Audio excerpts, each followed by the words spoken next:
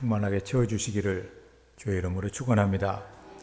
오늘 하나님 말씀은 나는 일어나 걸으리라, 이런 제목으로 말씀을 나누겠습니다. 1517년 10월 31일, 지금으로부터 505년 전입니다. 말틴 루터가 독일의 그 비텐베르크 대학교 교회 정문에 부패한 그 교황 제도, 그리고 사람의 구원을 돈으로 살 수 있다고 하는 이 면죄부 판매에 대항하는 95개의 조항의 반박문을 그 교회 정문에 붙이게 돼요. 이것이 바로 개혁의 발단이 이렇게 되게 됩니다. 그래서 그는 오로지 우리는 성경의 권위만 믿는다. 그리고 우리는 하나님의 은혜로 구원을 받는다. 그리고 믿음으로 구원이 가능하다.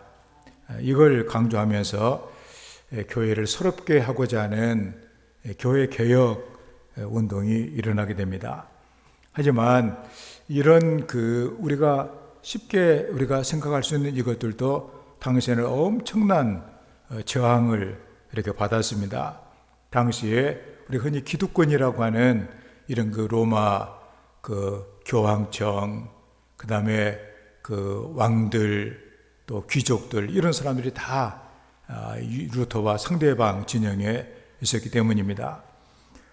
그래서 쉽게 평탄하게 이 개혁이 이루어지지 않았던 것이죠. 그렇지만 이 개혁의 그 정신이 삽시간에 유럽으로 퍼져나가게 되어집니다. 면죄부를 판매했던 교황청의 정체가 드러나게 되면서 교황은 루터를 소환해가지고 너의 그 주장을 이제는 철회해야 되겠다 하고 강요를 하게 됩니다. 그리고 마음을 좀 돌려보기 위해서 우리가 이제 책에서 늘 배우는 루터의 그 모습이고, 오른쪽에 있는 것이 바로 황금 장미라고 하는, 우리가 천국의 열쇠를 갖고 있는 교황이 하나님 나라를 위해서 정말로 귀한 일 많이 했다고 인정된 사람에게 주는 선물이 바로 저 황금 장미예요.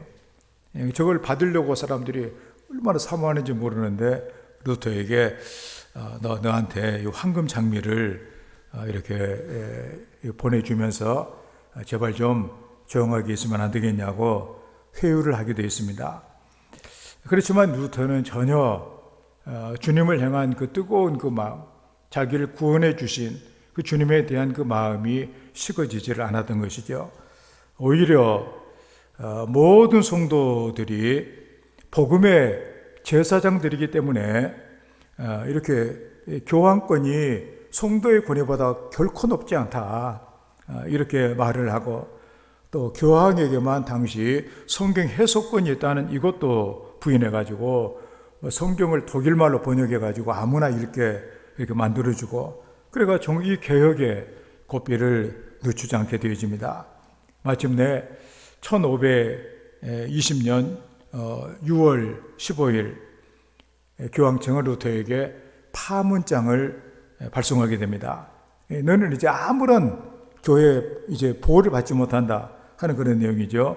그리고 국회를 통해서 루터를 다른 개혁자들이 당했던 것처럼 화형에 처하도록 그렇게 압력을 가하게 됩니다. 드디어 1521년 4월 17일 신성 로마 제국 황제인 찰스 5세가 루터를 보름스 국회에 출두하라는 명령이 떨어지게 됩니다.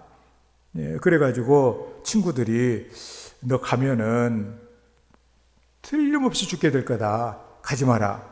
그랬음에도 불구하고 그는 담대하게 내 원수들이 보름스 국회에 기와장처럼 많을지라도 나는 주님을 믿고 나는 가겠다. 그렇게 하면서 국회로 들어가가지고 그 황제가 지금까지 네가 주장하고 강조하고 썼던 그 모든 책들이 다 사상이 무효라고 얘기를 하게 되면 살려주겠다. 이런 얘기를 했을 때도 그는 전혀 두려워하지 아니하고 하나님 앞에서 이렇게 외쳤습니다. 하나님, 내가 여기 서 있나이다. 나는 달리 말을 할 수가 없습니다. 하나님의 나를 도와주소서. 아멘. 그 친구들이 이걸 보면서 이 정말 이 어마어마한 그 자리에서 전혀 뜻을 굽히지 아니하고 말한 루터를 보고서 우리가 봐도 루터는 너무나도 용기 있고 대담했다. 그렇게 말할 정도로. 그래서 어떤 예배도 그는 일어서 결국에는 복음의 그 승리를 외쳤던 이런 일을 감당하게 되어지는 것입니다. 그래서 우리는 루터를 개혁자라고 말하는 것이죠. 오늘은 이 종교개혁 505주년 주일을 맞이합니다. 우리는 개혁자들의 믿음을 본받아 가지고 우리가 살아가는 세상이 힘들고 어렵고 수많은 그런 그 사상과 사조와 세상의 경향들 이런 가운데서 우리는 하나님의 그 예수 그리스도에 대한 우리의 믿음과 예수님의 그 이름의 능력과 권세를 우리가 믿고 그 능력으로 나는 일어나 믿음의 길을 가겠다. 하나님 앞에 올바르게 내가 서겠다. 이렇게 선포하는 믿음을 가져야 되겠다고 하는 것입니다.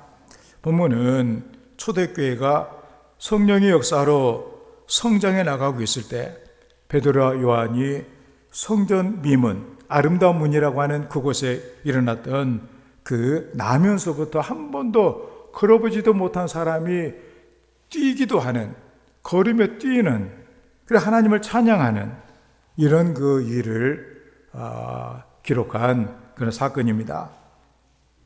죄에 묶여 신음하는 영혼이 예수님을 통해서 자유와 구원을 얻게 되어지는 그 놀라운 장면을 우리가 보는 것이죠. 예수님은 인생의 문제를 해결해 주시는 분이십니다. 사람은 오만 가지 문제들이 많이 있습니다.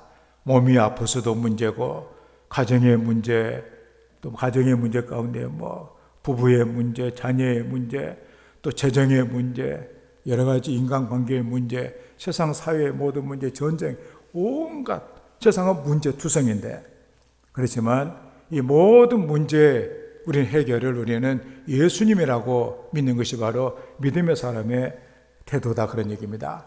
내 문제도 정말로 대추나무에 연이 걸리듯이 많이 걸려있지만 예수님 안에 내가 바로 서기만 한다면 예수님께 나의 모든 문제를 해결해 주신다. 이게 바로 우리의 믿음이다, 그런 얘기입니다.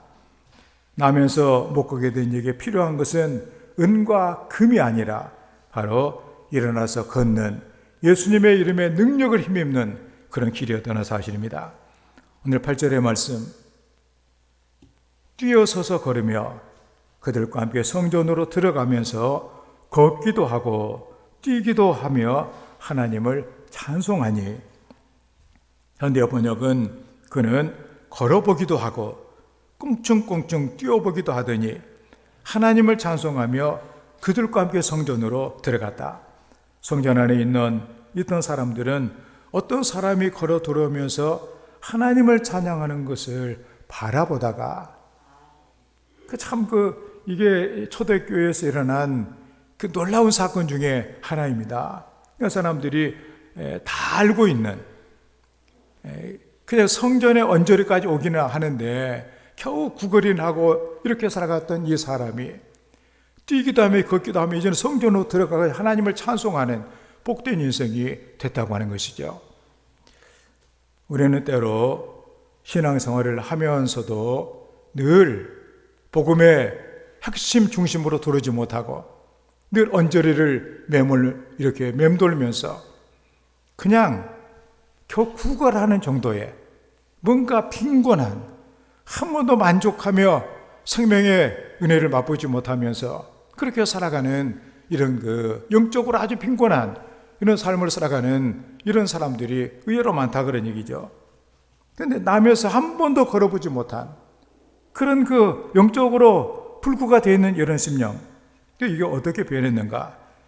뛰어서서, 현대 번역은 신기하다. 걸어보기도 하고 뛰어보기도 하고 그리고 하나님을 찬송하며 성전으로 들어가게 된, 그래서 하나님을 진정으로 찬양하는 예배자가 됐다 그런 얘기죠.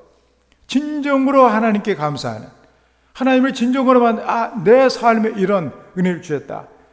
그리고 얼마나 많은 사람이 간증을 했겠어요. 하나님이 내 이 정말로 처참하고 힘든 내 인생을 이렇게 바꿔주셨다.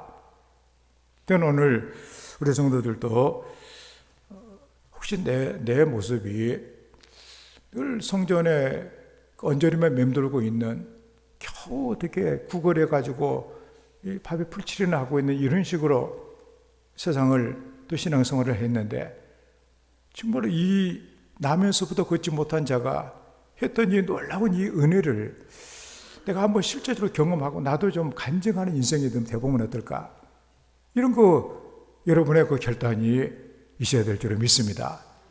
우리가 이번 주부터 화요일부터 시작되는 아마 이 다니엘 기도회를 통해서 여러분들이 한번 이런 그 각오, 이런 은혜, 이걸 한번 실제로 경험하는 간증자가 되어지는, 간증 듣고 박수만 쳐주는 이런 인생이 아니라 내가 한번 간증을 할 수 있는 이런 인생으로 바뀌어지는 이런 성도가 다 되시기를 주의 이름으로 축원합니다.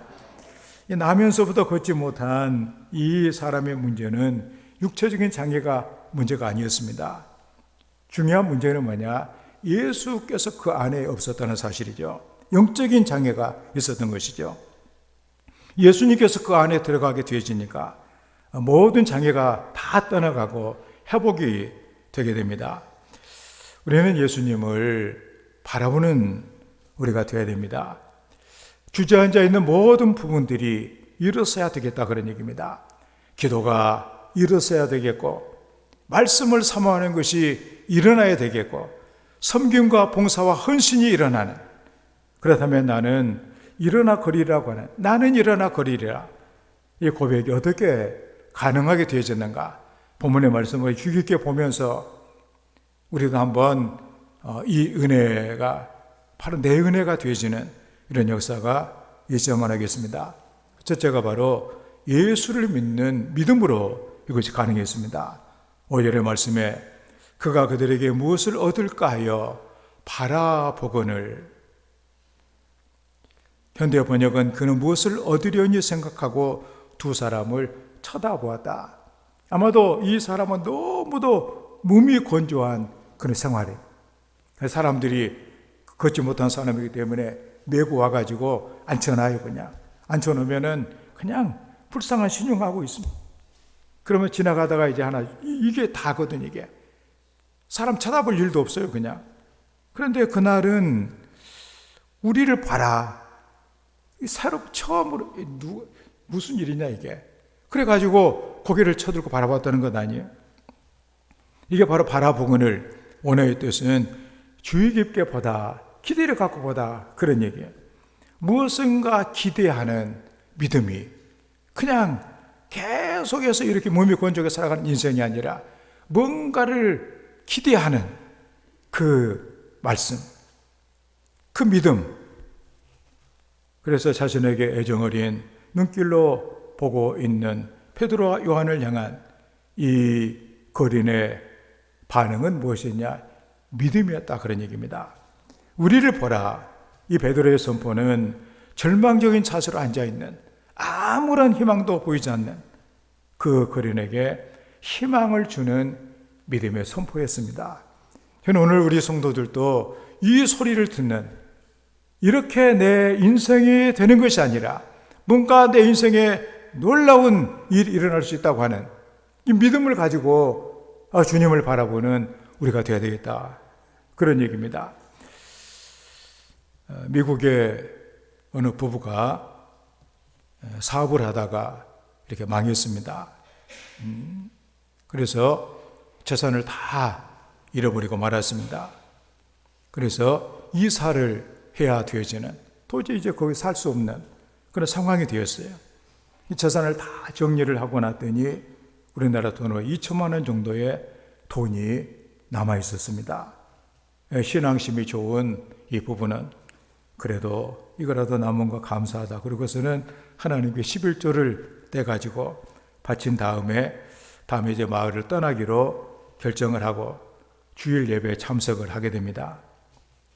설교는 오병 이어의 기적이 일어나게 된 보리떡 5개 물고기 2마리로 그게 한 아이가 자기 것이지만 그냥 다 예수님께 드리고 또 그것을 떼어서 나눠주라 그러니까 제자들이 또 그냥 의심 없이 순종해가지고 일어난 그 사건을 이렇게 들으면서 보통 은혜를 받지 못한 사람들은 뭐 옛날에 그런 일이 있어도 망이다 하고 끝날 수 있는 일인데도 그 마음에 이 사실이 굉장히 강하게 그의 마음을 붙들게 됐습니다.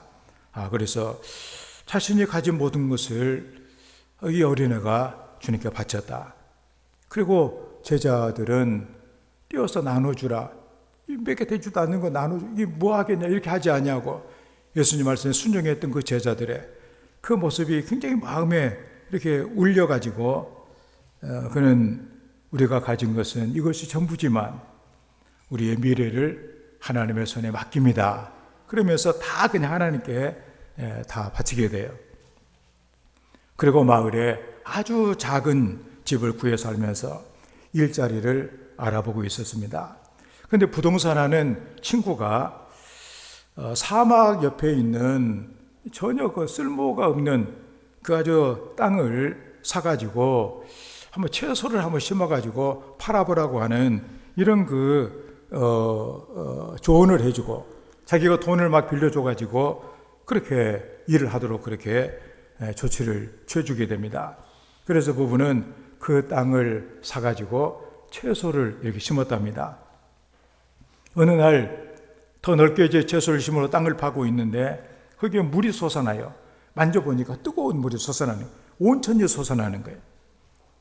그래서 이 온천 개발업자에게 그걸 정말 비싸게 이제 얼마나 귀한 곳이에요. 그래가지고 팔았는데 그곳이 어디냐면은 바로 LA 근교에 있는 팜스프링스라고 하는 세계적으로 유명한 관광지, 온천지, 바로 여기가 바로 이 휴양지가 된 거예요.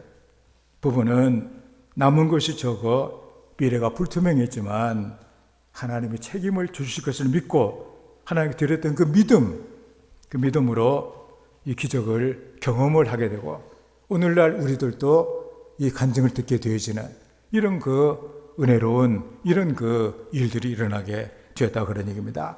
예수님을 믿는, 우리가 뭔가 이 세상에 가장 사막과 같은 절망적인 상황 가운데서라도 예수님을 바라보고 예수님께 대한 믿음을 갖게 되어졌을 때 예수님께 새로운 일을 해 주신다 그런 얘기입니다. 우리의 모습을 우리가 한번 볼 필요가 있습니다. 나면서 걷지도 못하게 된 자처럼 은혜가 무엇인지도 알지도 못하고 남에게 의존해 가지고 갖다 주면 아무런 생각 없이 불쌍한 표정 지으면서 그 던져주는 것으로 겨우 연명하고 있는 이런 식으로 우리가 영적으로 우리가 살고 있지는 않는 것인지 우리 생각에 이렇게 보면서 정말로 구경만 하고 있는, 언저리만 맴돌고 있는, 영적으로도 뭔가 너무도 빈약한 그냥 얻어먹고 살아가는 사람처럼 예수를 믿고 있는 우리들의 모습이 있다면 오늘 예수님을 주목하는 우리가 되어야 되겠다 그런 얘기입니다. 예수님 안에 있는 것, 예수님께 그런 것이 있어. 나도 한번 바라봐야 되겠다. 나도 한번 예수님께 기도를 걸어봐야 되겠다. 이런 성도가 되어야 되겠다 그런 얘기입니다. 그래서 우리는 예수님을 주목하고 예수님을 믿는 믿음으로 일어나야 될 것이고 봉사하는 발에 힘이 솟아나고 또 전도하는 발에 힘이 생겨나게 되어지고 헌신하는 우리의 발에 힘이 솟게 되어지는, 그래서 예수를 믿는 믿음으로 일어서서 새로운 세계를 경험하는 하나님의 자녀가 다 되기를 주의 이름으로 축원합니다. 다음에 두 번째로 우리가 또 본문을 보게 되면 여기서 예수님의 이름이 아주 중요한 일을 하는 것을 우리가 이렇게 보게 됩니다. 6절의 말씀에 베드로가 이르되 은과 금은 내게 없거니와 내게 있는 이것을 내게 주노니 나사렛 예수 그리스도의 이름으로 일어나 걸으라. 현대 번역은 다시 베드로가 말하였다. 우리는 돈이 한 푼도 없어. 그러나 다른 것을 주겠어. 자, 예수 그리스도의 이름으로 일어나 거리시. 이렇게 되어 있습니다. 그러니까 우리가 현대 번역과 우리 개역 개정 우리가 조합해서 우리가 보게 되면 아마도 이 사람이 바라보기 위해서 뭔가 이제 희망을 가졌는데 뭔가 믿음을 갖기는 했는데 그 실체를 모르고 있었어요. 그런데 베드로가 아마도 이 거지가 원했던 거 뭔가 많은 것을 아마 주기를 원했을지도 모르는데 우리는 당시 돈은 우리가 한 푼도 없다. 그렇지만 내게 우리 안에 있는 내가 가지고 있는 다른 것을 주기 그게 바로 뭐냐? 예수 그리스도의 이름이다 그런 얘기. 예수 그리스도의 이름을 받았다 그런 얘기입니다. 사실 우리가 나면서부터 걷지 못한 사람이 가장 중요한 것은 다른 것이 지금 거지에게 필요한 거 다른 것일지도 모르는데 그런데 이들이 가장 귀한 것을 주는 것이 바로 뭐냐? 예수 그리스도의 이름이었다는 사실이에요. 예수의 이름으로 이 얘기는 원어의 뜻이 뭐냐? 예수님 안에 거하다 그런 뜻이거든요. 예수님이 이제 그 안에 들어갔다 그런 얘기죠. 이게 삶의 주인이 됐다 그런 얘기입니다. 예수님의 이름은 어떤 일을 이루기 위한 수단이 아니라 바로 예수님의 목적이다 그래요. 예수님 안에 있게 되어지면 그 다음에 모든 것들은 만 가지 문제들이 다 거기서부터 풀어지는 역사가 나타난다는 사실이죠. 왜? 예수님께 은혜가 있기 때문에. 이 거린이 고침을 받기 위해서는 예수님 안에 거하는 이런 일이 일어나야 되어집니다. 예수님의 이름은 은과 금과 여기에 대조가 되잖아요. 그래 귀한 것이 찬송가에도 금보다 더 귀한 믿음은 참 복이 되겠네. 이 진리 믿는 사람들 다 복을 받겠네. 적어도 예수를 믿는 사람들은 예수님의 이름이 금과 은보다 더 귀해야 된다는 얘기예요. 그게 복이다. 그래야 복이 된다는 얘기예요. 예수님의 능력이 나타나게 된다는 사실이죠. 예수님의 이름은 바로 이런 놀라운 은혜가 있습니다. 그래서 참으로 외식과 형식에 얽매여 있는 그런 성전 앞에서는 겨우 연명할 수 있는 이것만 있게 돼. 그렇지만 예수님을 품고 나니까 이제는 자유롭게 마음껏 벌어서 살 수 있는 그런 능력이 그 삶의 복이 그에게 임하게 됐다 그런 말씀이죠. 그런 의미에서 예수님 안에 참으로 예수님의 이름 안에서 우리는 병든 우리의 몸과 마음과 영혼 여기에 생명을 주시는 바로 귀한 복을 받는 예수님에 거하는 것이 너무나 귀하다 그런 얘기입니다. 조선의 교수가 있습니다. 장신대 장로신학대학교 교수를 오래 하신 우리나라 기독교 교육에 있어서 정말로 산 역사하고 증인이 바로 이렇게 저분이신데 주님과 한평생이라고 하는 책을 쓰게 되었습니다. 1924년 평양에서 태어났는데 아버지가 2살 때 세상을 떠났답니다. 그 아버지는 죽기 전에 그 알아두지도 못하는 자기 딸에게 유언을 하기를 너는 여자지만 기독교 선생이 돼야 된다. 그렇게 유언을 했대요. 어머니는 고무신 공장을 다니면서 이 딸을 공부를 시켰습니다. 어머니는 교회에서 한글을 배워가지고 성경을 읽었고 또 예수님의 이름을 부르면서 딸이 정말로 좋은 기독교 교사가 되게 해달라고 하나님께 간절하게 기도를 했답니다. 예수님의 이름을 부르면서 하나님께 도움을 요청을 했습니다. 그래서 어머니는 자기 생각에는 딸에게 피아노를 가르치고 해가지고 뭔가 교회에서 주일학교 교사를 잘하기를 이렇게 원했었는데 하나님께서 이 모든 것을 책임을 지시고 바로 대학교 교수가 되게 하고 한국의 기독교 교육에 중요한 주초를 넣는 귀한 일을 감당할 수 있도록 은혜를 주신 것입니다. 이 어머니가 예수님의 이름을 의지했더니 하나님께서 책임을 주시고 키워 이렇게 주신 것이죠. 예수님의 이름을 앞세우면 하나님께서 일어서게 하시는 이런 복을 허락해 주신다고 하는 것, 우리 결코 잊어서는 안 될 것입니다. 뭐가 중요한가? 은과 금이 중요한가? 예수님의 이름이 더 귀한가? 교회가 세상에 줘야 될 것은 도대체 무엇인가?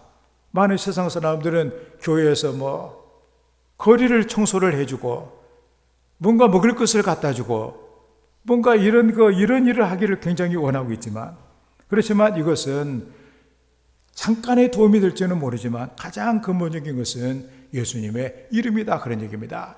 그 심령이 다 예수님을 구주로 영접을 하고, 그러므로 그 세상이 바뀌어지고 요한일서의 부흥을 통해서 그 지역의 못된 나쁜 것들이 다 떠나게 되어지는 이런 일이 일어난 것처럼 바로 예수님의 이름이 이런 역사를 감당하게 된다는 사실이죠.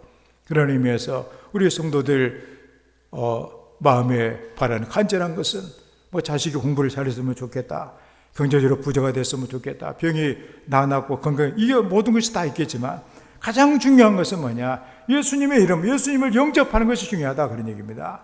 내 마음의 주님을 영접하고 내 가정의 주님을 영접하고, 그 다음에 이렇게 했을 때 우리 주님께서는 그 이름의 능력이 우리의 삶을 제대로 인도해 주신다는 사실이죠. 그래서 예수님의 이름만이 참으로 죄인을 의인으로 만들 수가 있습니다. 완고한 마음을 옥토로 만들 수가 있습니다. 죄인을 의인으로 변화를 시킬 수가 있습니다. 불가능했던 문제가 가능하도록 해결을 준다는 사실이죠.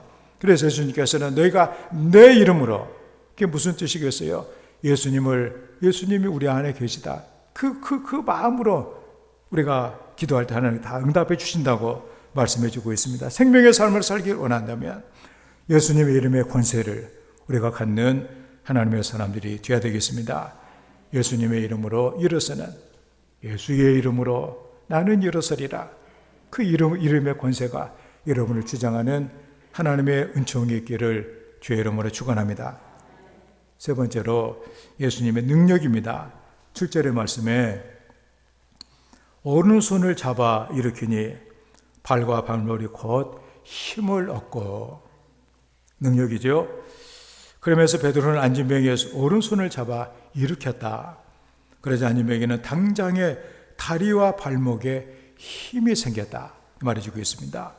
이 힘을 얻는다는 것은 그 힘이 강해졌다, 그러니 왜 우리가 못 일어나겠어요? 힘이 없으니까 못 일어나는 거죠. 팔을 들여야 될 힘이 없으면 팔이 안 올라가요. 젊었을 때는 막 먼저 일어나는데 힘이 이제 없어가지고 일어나려면 한참 동안 발을 막 이렇게 문지르고 해야, 허리를 막 꼬부려도 이렇게 해야 겨우 일어나는, 힘이 없기 때문에 그런 것 아니에요? 베드로가 오른손을 잡아 일으켰을 때 발목과 발이 힘을 얻었다고 그랬습니다. 단순히 힘이 생긴 정도가 아니라 바로 걷기도 하고 뛰기도 할 정도로 강력한 힘이 생겨난 것이죠. 그게 바로 뭐냐? 하나님의 능력이 나타났다, 그런 얘기입니다. 예수님의 능력은 우리 영육을 회복하는 힘이 있습니다. 그래서 우리는 예수님의 능력이 필요합니다. 힘이 없잖아요, 우리. 그때마다 우리가 전에 그 기드온의 얘기처럼 바로 하나님이 힘이 되어 주시는, 내가 내 힘이 되어 주겠다, 내가 내 힘이다, 그 힘이 바로 우리도 있어. 그래, 나는 할 수 없지만 주님이 하신다.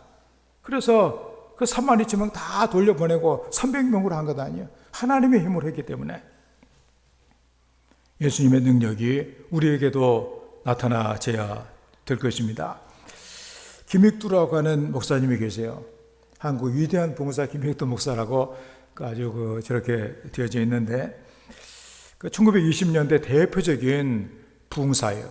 이제 우리는 일본한테 우리나라가 망하고 백성들이 마음이 말도 아니게 상처를 받고 갈라지고 했을 때 예수님의 이름을 통해서 나라에 새바람을 일으키고 붕을 일으켰던 이분이 바로 김익두 목사님 아니에요?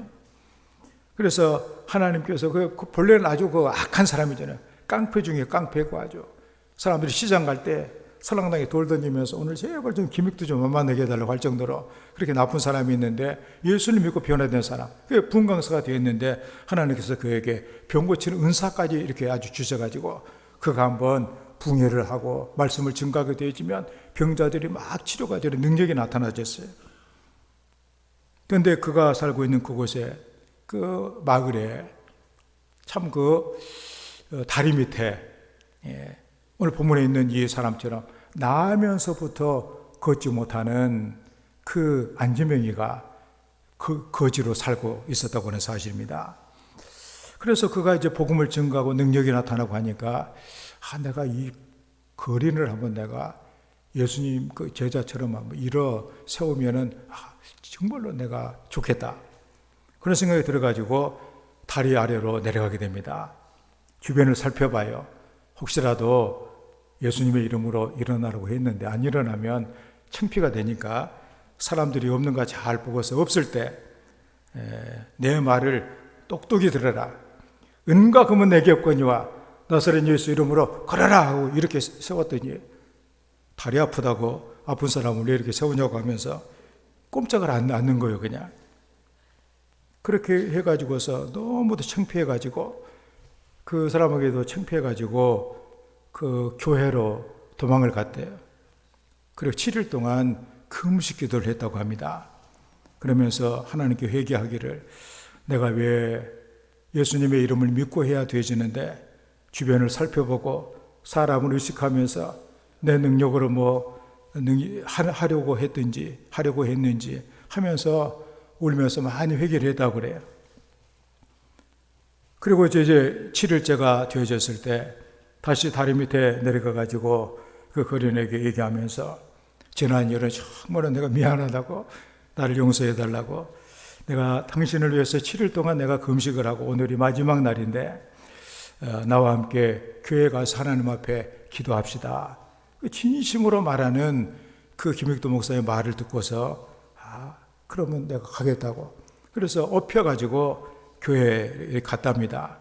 밤새도록 기도하다가 새벽에 바로 이 거린이 다리에 힘을 얻어가지고 오늘 성경에 있는 이 사람처럼 뛰기도 하며 걷기도 하게 이렇게 된 거예요. 그러면서 만세를 부르면서 할렐루야 감사합니다. 김익두의 하나님이시여 감사합니다. 예수님의 이름 감사합니다. 그 소리치고 이렇게 해가지고 평양에 부흥운동이 일어나고 우리나라 부흥운동이 일어나는 놀라운 기폭제가 된 사실이에요. 사람들이 다른 것은 안 믿어도 이런 일을 보게 되면 그래 그래도 복음의 능력이 있구나 하고서 믿게 되는 것 아니에요. 이것은 바로 예수님의 능력으로 된 것입니다. 우리는 아무것도 없어요. 우리 전에 이렇게 기도원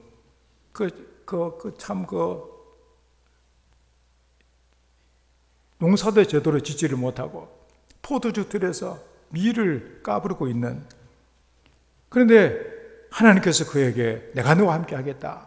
내가 너 힘이 되어 주겠다. 그렇게 했을 때 300명으로 14만 5천 명을 이기는 이런 놀라운 역사를 만들어냈잖아요. 예수님의 능력으로 불신앙의 자리에서 일어나고 예수님의 그 함께해 주심이 여러분의 모든 삶에서 능력이 돼가지고 그냥 어려운 일 만나도 좌절하지 아니하고 큰일 만나도 실망하지 아니하고 주님의 능력이 내게 있으니 내가 감당할 수 있다. 이런 믿음을 갖고서 미래를 개척해 나가는 하나님의 사람들이 되어야 될 줄을 믿습니다. 우리는 지금 나는 어떤 모습으로 살아가고 있는가?